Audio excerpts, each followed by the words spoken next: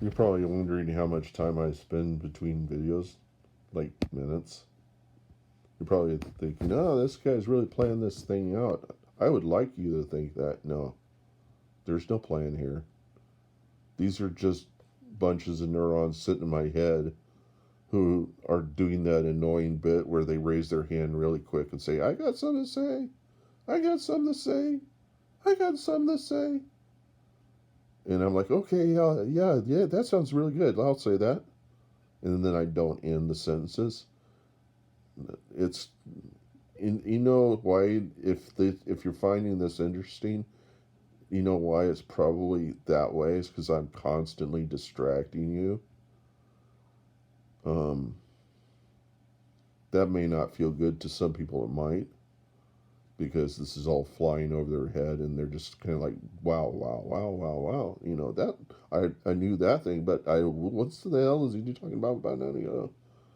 And then he brings over his learned friend, and the guy's like, this guy's so much of a fool. That this is stuff that I did back in grade school, and blah blah blah.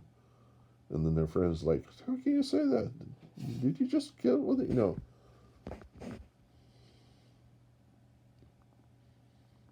I know where I stand. I'm not like my brother who thinks that I'm silly.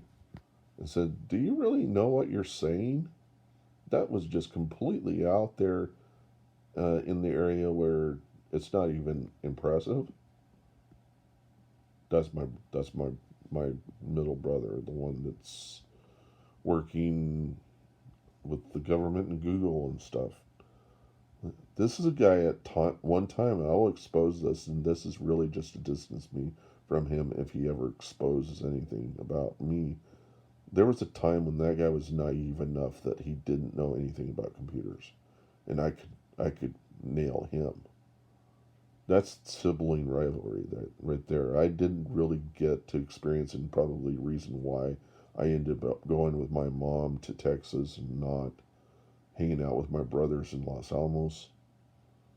To me, it was a crime over time, but I don't know how to have sibling rivalry and with somebody like me who's so handicapped and with aphasia and all this other stuff. Um, that could really have ruined us as a family. And so, don't look upon things like divorces as because that's what hit my family. Don't look upon divorce as a curse. Look on it as a possible blessing. That if your family had not split in that way, um, it could have really led to something really dysfunctional. And we just don't get along to some extent. We love each other, but we just don't get along. There were good times, and then there were potential to really get fucked up. And I would like to talk with my brothers, but we don't really know each other. They know each other better than they know me. They think they know me. They don't know me. And I certainly don't know enough about them. So you could probably come in, do the Kevin Mitnick on me, and pretend to be any of my brothers, and that's another level of craziness, that this is all hell, and that my failure to know enough about my own family has really set me back because I was so greedy to sit in front of the computer, and it was something that I understood that didn't challenge me socially to actually get to know people, because it's that idea of getting to know people is the basis of Christianity. And if I had known that from the very beginning, I wouldn't be in what I think is hell right now. And my perception of what hell is like a pachinko machine, and at the very bottom, you end up having made all the bounces of that ball. you're the ball going through the pachinko machine, and you end up on the extreme side that you really shouldn't be, and the other end of that machine is heaven, and being completely a good person, and on the other end you're completely fucked up because you bounced the wrong ways for pretty much through your entire life. My brother had a pachinko machine when I was 7 years old. That's the reason why I'm using the analogy. So as that ball's falling down there, and pachinko machines in Japan are their form of the one-armed bandits in Vegas. They're just a little bit more exciting in some way, and you have these Japanese guys that are sitting down in these parlors with pachinko machines, and they've got these balls sticking inside of their ears so that they can play another round of pachinko. The balls are basically the tokens. You stick them in the pachinko machine. You it's like a pinball machine. The ball goes up, it goes tick tick tick, hits a number of like little, bumpers and stuff, and each time it's ranking up the kind of payout you're going to get, and the payout you get comes out as a bunch of little balls, and then you can go up to the teller and turn that into currency. So what you're playing with is actually the currency as well. But the whole name of the game is the random chance the balls are going to go the right way. And it's all a matter of being able to master the force of that plunger or whatever that's bringing the ball to the top. But you have no way of giving any kind of English. It's not like a pinball game. And I'm sure if you gave some English to that machine, somebody come around, slap you on the head, and kick your ass out the door. And you could not ever come back to play pachinko.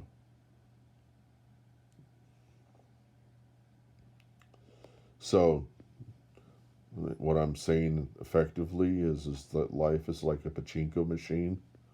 You just hoping that you end up bouncing into the right end of things and making it into the big payout, or what you think is the big payout, what is the big payout, which is that you end up in heaven, or the bad payout that you end up in hell. You could really screw with me in how I think this is hell. I'm not going to get involved in that. I've got many different levels of perception of what hell is. I've had a number of demons thrown at me, and they basically go away with, "Oh my goodness, where do you go to college?"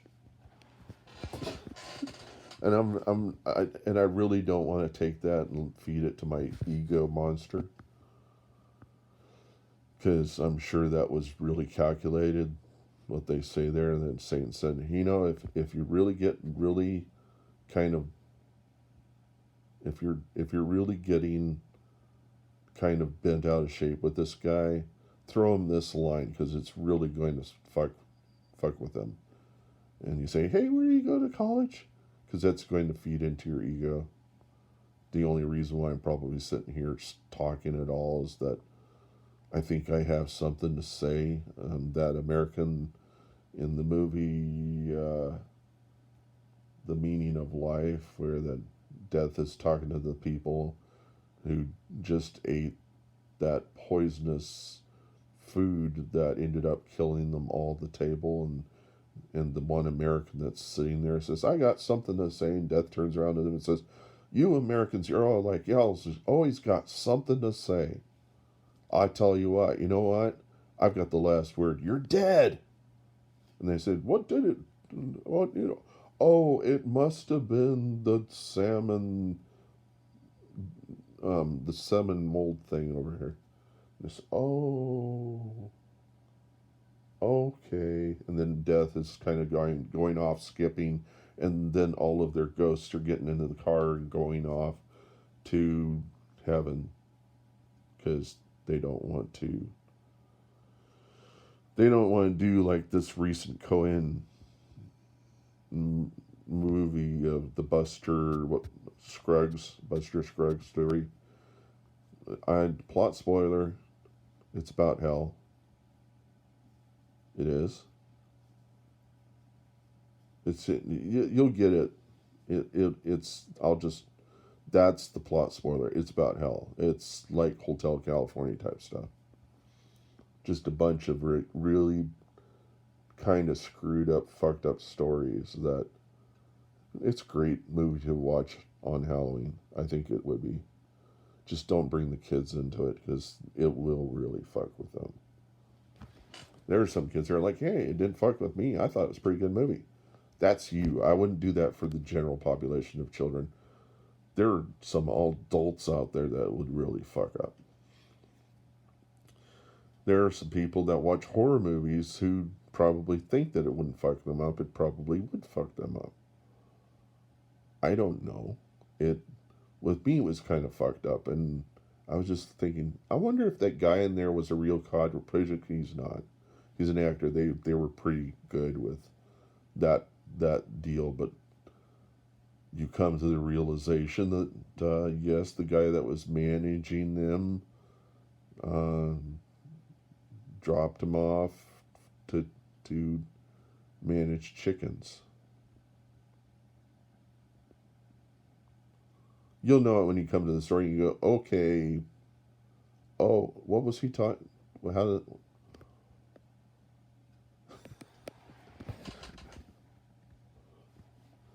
I love those movies, and I love those kinds of movies. I don't like horror movies. I love those movies where it's so spooky and eerie and awkward and obscure that you're just like, how in the world did I end up watching this? This super, and then you come to this realization that you can identify with it, that you're sick of it, and you realize, oh, something, I have something in common with this guy, and this is my life flashing before my eyes. That, and then COVID hits, and you're like, I am not in the right place at the. I'm welcoming you to the Hotel California here. I'm in it, and I'm experiencing it right now. I'm sure hoping to, and pardon the word hell, this is not happening. This is not hell. That I'm not going through hell. That if I'm divulging stuff, this is stuff that's going to work against me somewhere down the road. And saying, yeah, you're already talking about it. Wouldn't you shut up? It would be so much easier for you. Okay, but I mean, I'm the dumb fuck fool that's going to divulge it. It won't have effect. Nobody will hear it because you know that if they did hear it, it would really fuck with them. And that's what's making it so much easier for me to say it, okay? So now that people completely understand my brand of crazy, okay.